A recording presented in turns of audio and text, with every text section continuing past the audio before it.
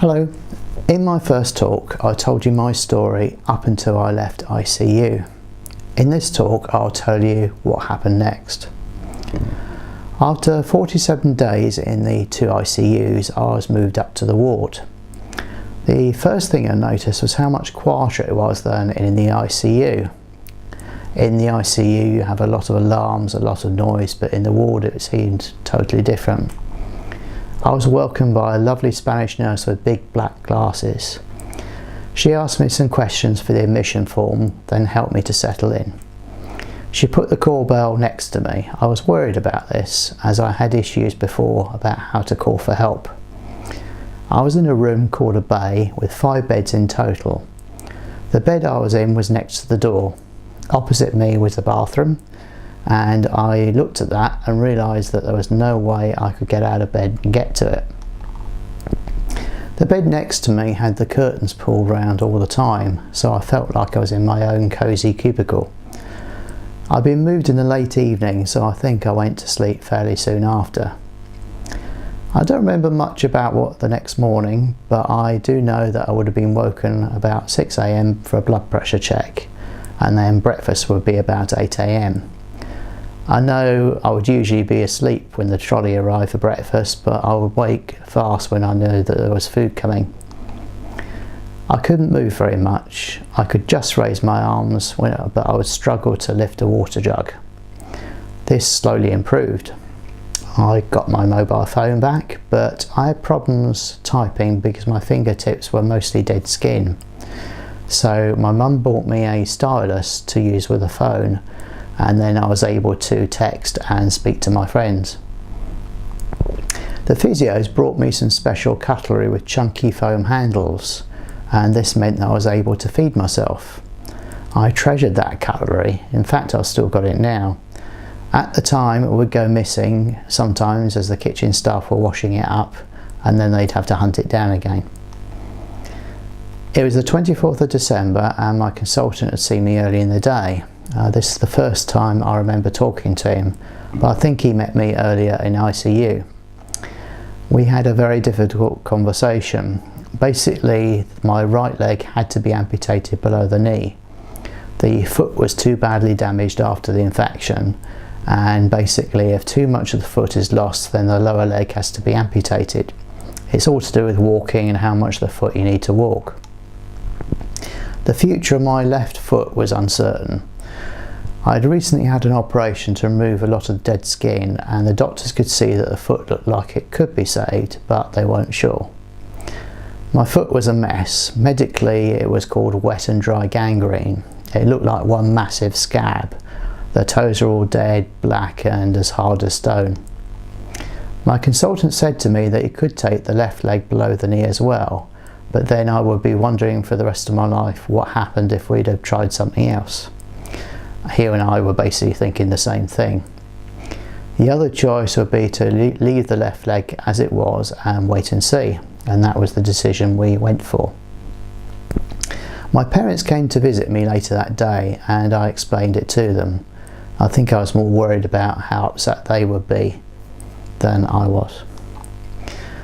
Christmas Day in hospital was quite nice. A nurse dressed as Santa and bought me some presents. I had a box of chocolates and a can of deodorant. That deodorant came in quite handy as sometimes the ward has got some nasty smells. Lunch was served from a trolley. The nurse would fill up a plate with sandwiches and crisps for me. I asked the nurse to take a photo of me, and this was Christmas and I was glad to be alive and I wanted to remember this. Now I had my phone, I could ask my friends if they wanted to visit. Until now, only my parents and a couple of close friends were allowed to visit me, so now I could get everyone else along. I realised that I would have to be much more careful. My consultant said that he wanted my feet left uncovered so the wounds could dry out, but they looked horrific. And I knew that whoever came to visit would see them. So when I texted my friends, I had to pre-warn them and ask them if they were really sure they wanted to come. On the 30th of December 2015, I had the operation to remove my right leg below the knee. The night before I took a photo of my leg, gave it a pat with my hand to say goodbye. I think it was a kind of grieving process that I felt like I had to do. I was taken to theatre at 3:45 p.m. and brought back to the ward 5 hours later. I remember feeling how light my right leg felt when I turned over in bed. I almost fell off the bed. I'd been in hospital for 54 days, so I was hoping that this was the start of my recovery, although I didn't know what came next after losing a leg. I remember being in bed just before midnight on New Year's Eve. I was trying to sleep, but the nurses were cheering outside as it was New Year. I was wondering what a new year would bring. I thought it would be interesting, as there would be a lot that needed to be done. Now the focus was on my left foot and a few other things. The physios came and introduced themselves. They started on my fingers as they were clenched. The tendons had tightened while I was in ICU. They would try and straighten them, and one would say to the other that they were locked. It made me quite anxious because I was worried they were going to stay like that forever. Then they would get me sitting up on the edge of the bed and try to put my foot flat on the floor. I had foot drop, which basically means your foot just drops because you've been lying down for so long. So straightening on the floor was not easy. The foot was mostly scabby and it was bleeding, and much later I heard the doctor saying that the injuries were full thickness to the skin. I couldn't get out of bed, and bedpans are horrible to use, so I ended up with 8 days worth of constipation.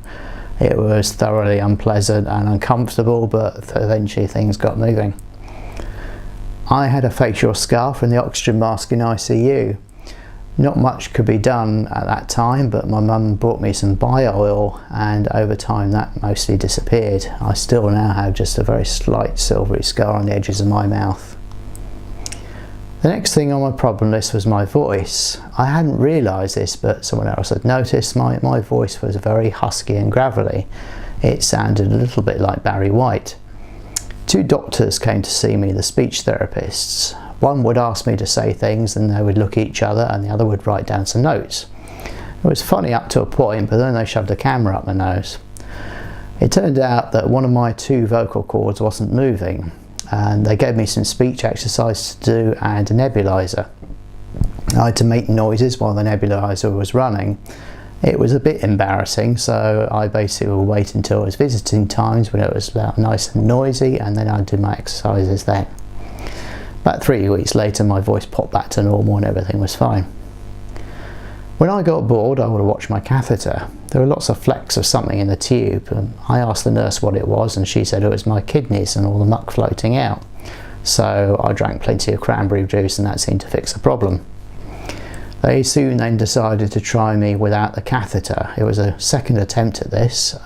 Originally when I was in ICU in my second hospital, they tried to take the catheter out, but it didn't work for me.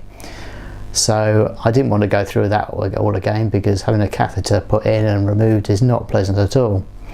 However, after a few hours of not going, I started to get a bit worried. I drank a lot more water, and then there was a little pop and everything was solved.